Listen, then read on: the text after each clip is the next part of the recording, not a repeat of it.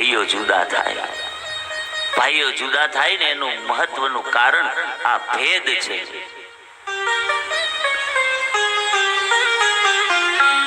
એક ગામ હતું ને, એ ગામની અંદર આવા બે ભાઈ રહે અને એક ભાઈ છે ને એ શહેરમાં કમાવા ગયો. એ વખત વિદેશ કહેતા, એટલે મૂળ દિલ્હી કે મુંબઈ બાજુ ગયો હોય. એ વિદેશમાં કમાવા ગયો અને બીજો ભાઈ ગામડે હતો, એ ઘેર ને ઘેર રહી ગયો.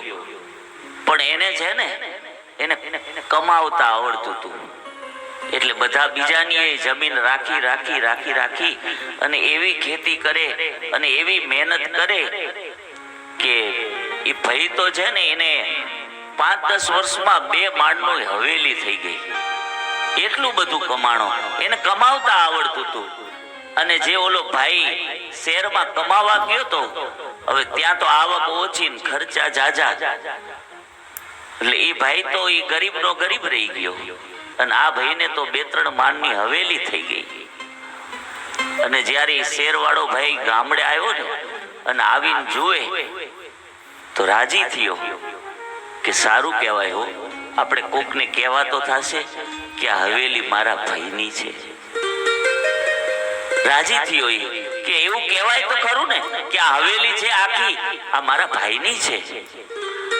અને એ તો અહીંયા રહી ગયો, એનું તો ઘરે કાચું માટીનું હતું. પણ આ ભાઈ છે ને એ બરોબર ચોમાસું આવ્યું ને એટલે ભાઈના હવેલીના નેવારિયા ને આ પાણી બધું આ ભાઈની ઝૂંપડી ઉપર પડતું હતું.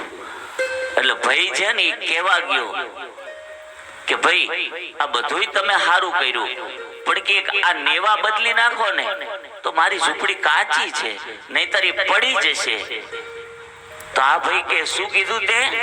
નેવા બદલી નાખવાના, બધું બદલાશે, એ નેવા નહીં બદલાય.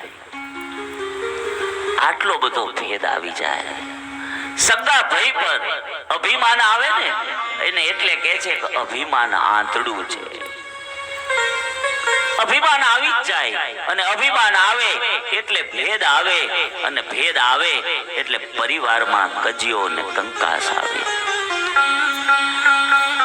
આપણે ધર્મથી જોવાનું છે કે આ હૃદયમાં શું છે.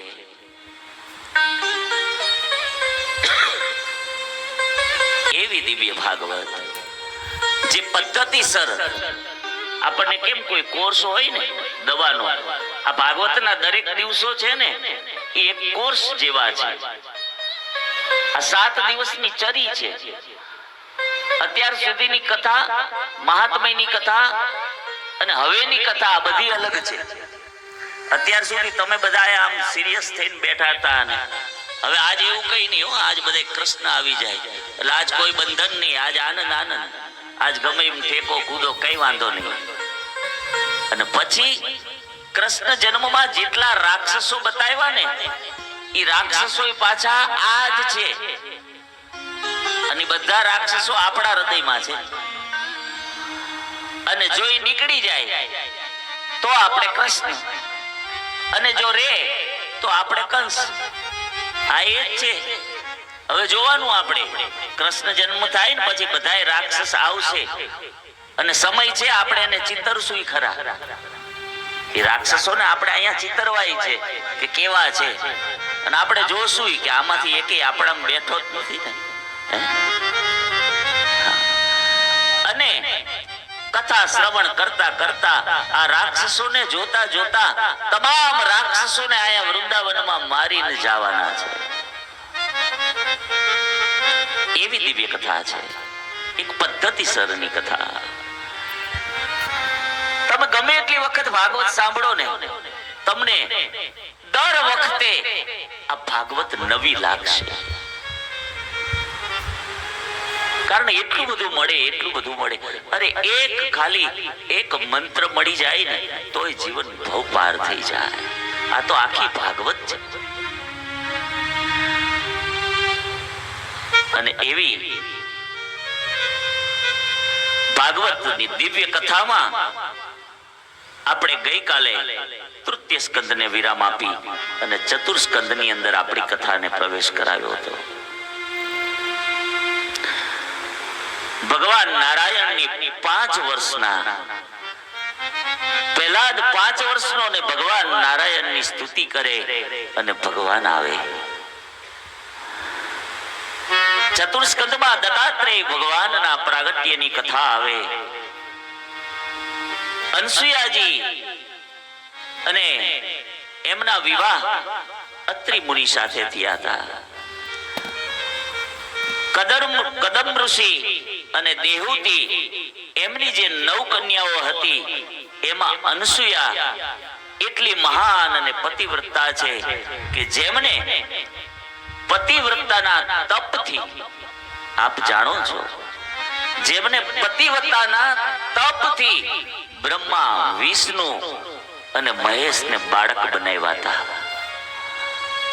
સાંભળજો, પતિવ્રતાના તપથી ભગવાનને, એ બ્રહ્મને, એ બ્રહ્મા, વિષ્ણુ અને મહેશને બાળક બનાવી દીધા. એ જ પતિવ્રતા ધર્મ આપણો હોવો જોઈએ દરેક બહેનો માટે.